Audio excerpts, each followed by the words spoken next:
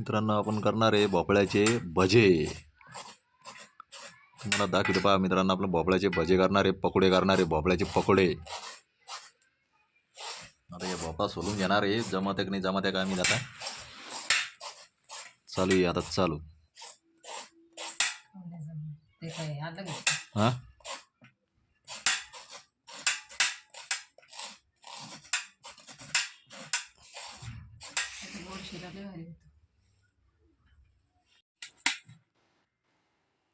अशा पद्धतीने कापून घ्यायचे मित्रांनो।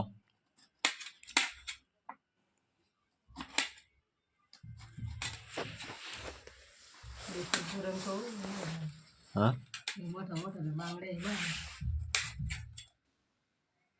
मग ते केवढा का, त्याच्यामुळे म्हणलं तो अर्धाच कापी अर्धाच सोलाचा होता, कापून घ्यायचा त्याला।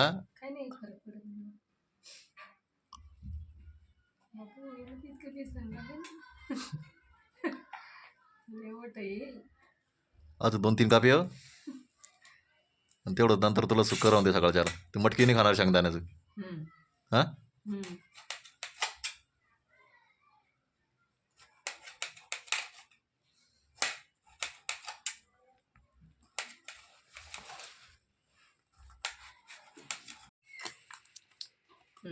हां टाक वा।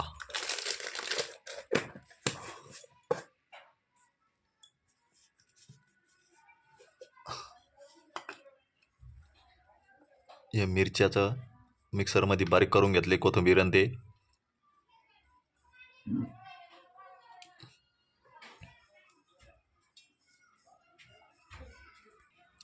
तर ते दाखवून घेऊन भिजू घाल ना त्याला। ते काय असं कसं थांबा ना, एक करून टाकून पाहून लागेल ना। बस झालं ना, मग आता एवढं नको ना। हां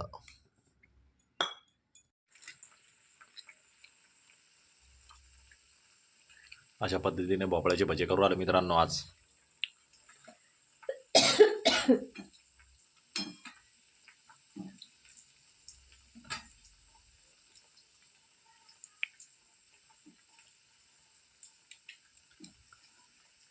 तीन बुडून होईल तू।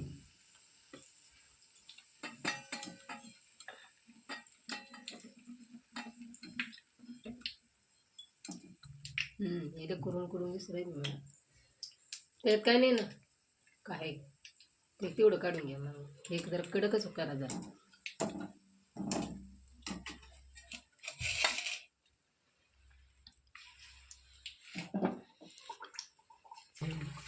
तुम्हाला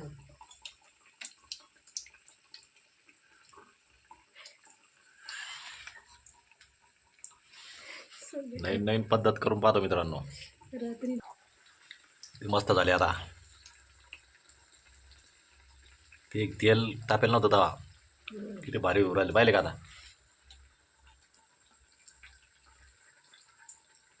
भारी उराला होता।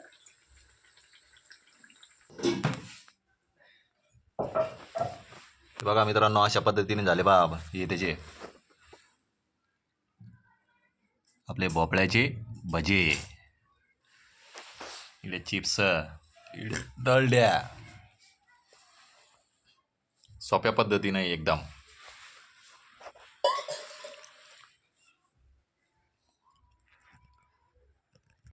मित्रांनो अशा पद्धतीने झाले पहा मित्रांनो ते। तुम्हाला खाऊन दाखवतो मित्रांनो कशी टेस्ट काय आहे।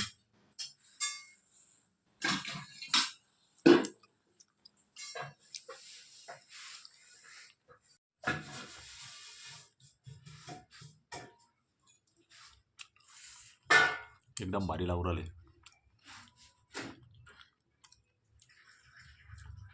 ते तसे थोडे नरम झाले, ते थोडे कडक व्हायला पाहिजे ते ज्यादा मोठं कापलं कापून मोठं नाही बारीक कापायला पाहिजे होतं थोडी।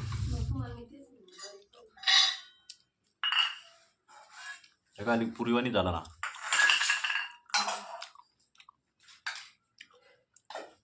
हे नाही खायची आपली भाजी।